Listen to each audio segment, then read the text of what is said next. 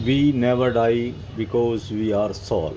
मैं हूं आपका सत्य प्रकाश और मैं अपने चैनल हम सब की कहानी एक नई रोशनी में आप सबका स्वागत करता हूं। आज का एपिसोड नंबर 6 में मेरा टॉपिक होगा इम्पोर्टेंस ऑफ फॉरगिवनेस, क्षमा का महत्व। आपने इस शब्द को सुना ज़रूर होगा, उसके दुष्परिणाम और परिणाम आप सब लोग जानते भी होंगे। उसके बावजूद मैं आपको इस विषय पर अपना अनुभव, अपना ज्ञान और कुछ अच्छी बातें बताऊंगा। मुझे आशा है कि आप इसका फ़ायदा ज़रूर उठाएंगे। हम सभी लोग गलती करते हैं। अगर हम गलती करते हैं तो हमें उसकी क्षमा मांगनी चाहिए, और अगर कोई हमसे गलती करता है और वो क्षमा मांग रहा है या नहीं भी मांग रहा है तो हमें उसे क्षमा करना चाहिए। क्षमा करने से सबसे पहले हमारा ही भला होता है, उसका बाद में होगा। क्षमा मांगने से कोई आदमी छोटा नहीं हो जाता, बल्कि क्षमा मांगने पर वो और बड़ा हो जाता है। हमारे संतों ने, हमारे महात्माओं ने, हमारे सूफियों ने क्षमा पर बहुत ज़्यादा जोर दिया है, और उन्होंने इसके महत्व को इंसान मानव के उत्थान के लिए सर्वोपरि बताया है। हमने देखा है कि बड़े से बड़ा महात्मा, संत या कोई वक्ता जब बोलता है, किसी सभा में बोलता है, कोई प्रवचन करता है, तो अंत में वह भी कह देता है कि कुछ गलती हो गई हो तो मुझे माफ़ करना, मुझे क्षमा करना। इसलिए क्षमा का महत्व हर जगह मिलता है। सभी धर्मों में क्षमा को सर्वोपरि बताया गया है। सबसे पहले हम लेते हैं जैन धर्म को। जैन धर्म के अंदर महावीर स्वामी ने बताया है कि क्षमा करना वीरों का काम है, कायर कभी क्षमा नहीं कर सकते। नंबर 2, इस्लाम धर्म में कुरान शरीफ में माफ़ी देने के लिए, माफ़ी मांगने के लिए इसको बहुत ज़्यादा महत्व, बहुत ज़्यादा अहम बताया गया है। हमारे हिंदू धर्म में भगवत गीता में प्रकृति के 3 गुण बताए हैं। नंबर 1 सतोगुण, नंबर 2 तमोगुण, नंबर 3 रजोगुण। जो सतोगुणी व्यक्ति होता है उसमें 26 गुण होते हैं, जिनमें से क्षमा एक प्रमुख गुण माना जाता है। अब हम बौद्ध धर्म की बात करते हैं। बौद्ध धर्म में तो महात्मा बुद्ध के बारे में इस विषय में जितना कम कहा जाए उतना ही, जितना ज़्यादा कहा जाए उतना ही कम है। उनकी जातक कहानियों को पढ़ने पर हमें पता चलता है कि उन्होंने उन सभी लोगों को माफ़ किया जिन लोगों ने उनको नुकसान पहुंचाया, उनके साथ गलती की। इनकी कहानियाँ तो बड़ी प्रचलित हैं। अब हम ईसाई धर्म पर आते हैं। ईसाई धर्म के 3 मुख्य आधार हैं, पिलर्स हैं: शिक्षा, सहायता और क्षमा। क्षमा इनका मुख्य तत्व है इस धर्म का। जीसस क्राइस्ट को जब सूली पर चढ़ाया जा रहा था तो उसने उस समय पर भी गॉड से उन लोगों के लिए क्षमा मांगी। क्यों? क्योंकि वो जानते थे कि इन लोगों को पता नहीं है कि ये क्या कर रहे हैं। आज भी चर्च में जाकर लोग अपने पापों का कन्फेक्शन करते हैं, प्रायश्चित करते हैं, और जीसस क्राइस्ट अपने बिहाफ पर गॉड से उनसे क्षमा मांगते हैं।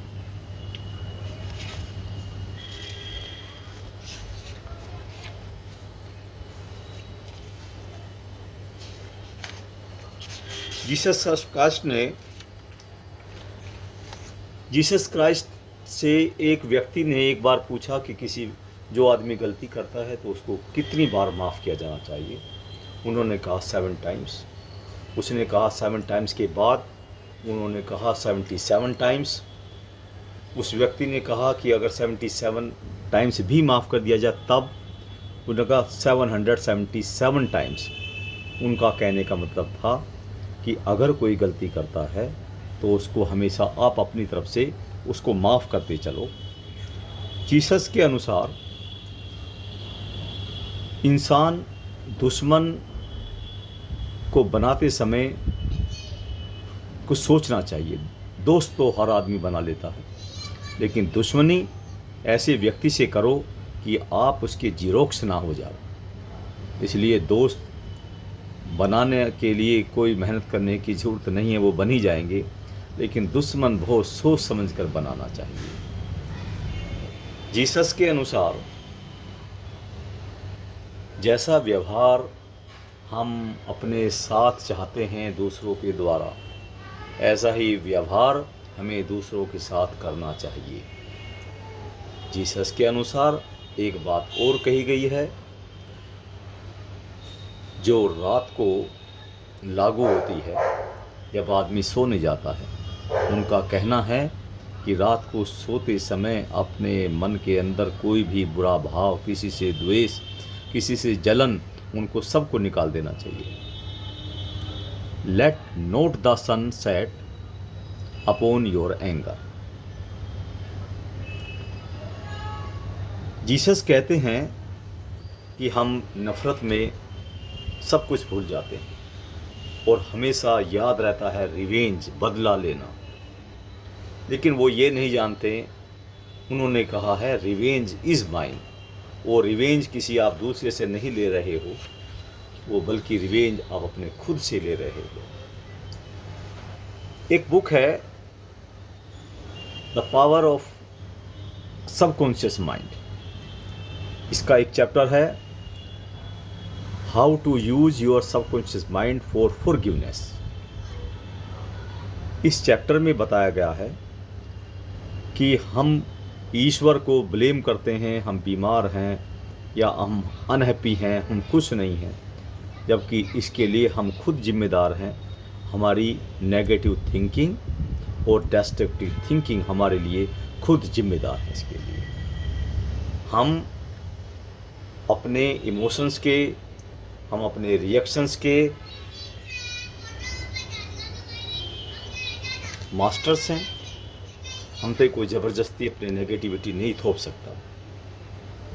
हमें अपने आप को माफ़ करना और दूसरे को माफ़ करना, आप समझिए ये हमारे लिए गॉड की तरफ से हम पर एक ब्लेसिंग है।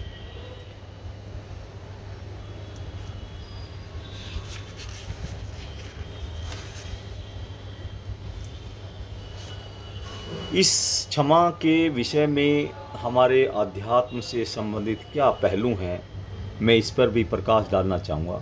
इसके स्पिरिचुअल एस्पेक्ट्स क्या हैं। एक फिलोसफर हुए हैं सर टोरकॉम, उनकी एक बुक है कर्म और पुनर्जन्म, कर्मा एंड री इनकारनेशन।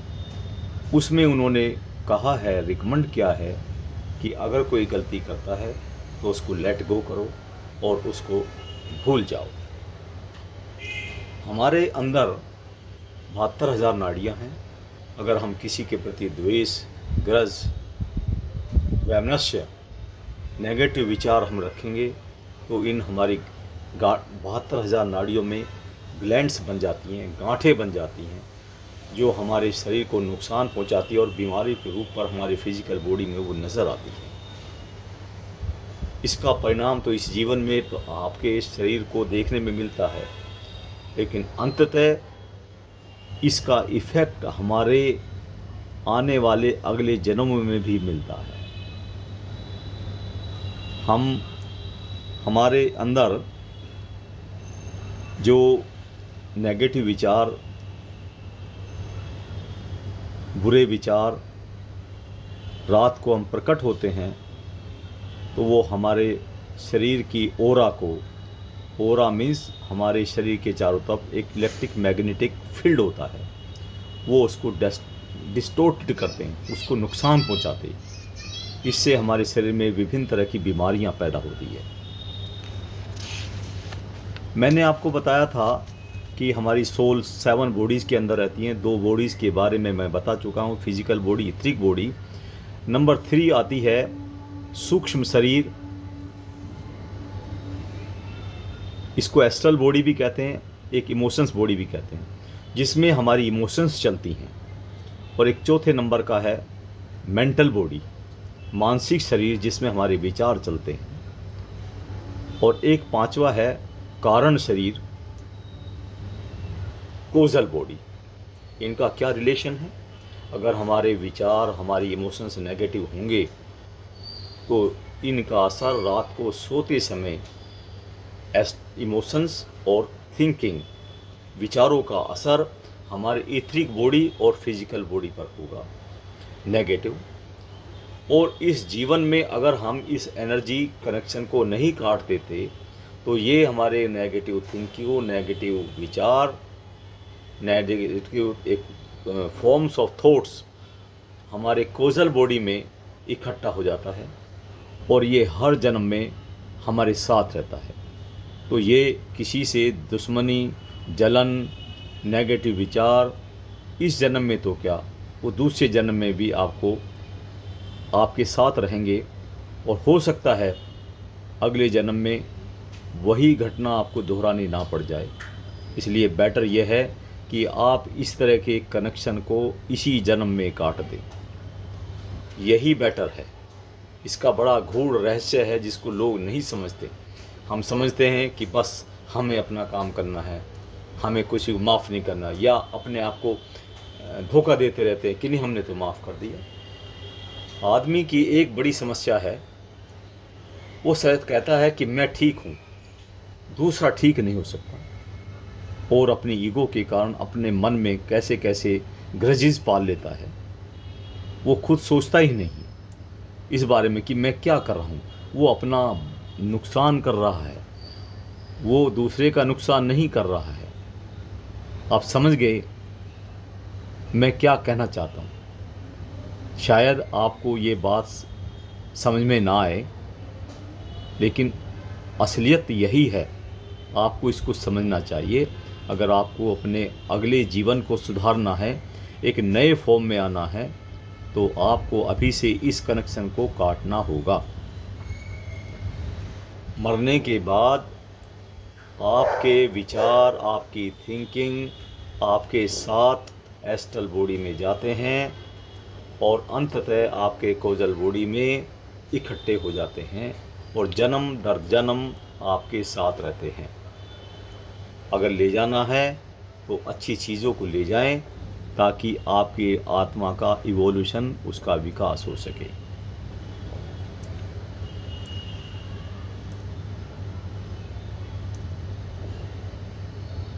अब सवाल ये है कि हमने मान लिया कि हम किसी को माफ़ करना चाहते हैं और हमने अच्छी तरह से मान करके हमने उसको माफ़ कर दिया।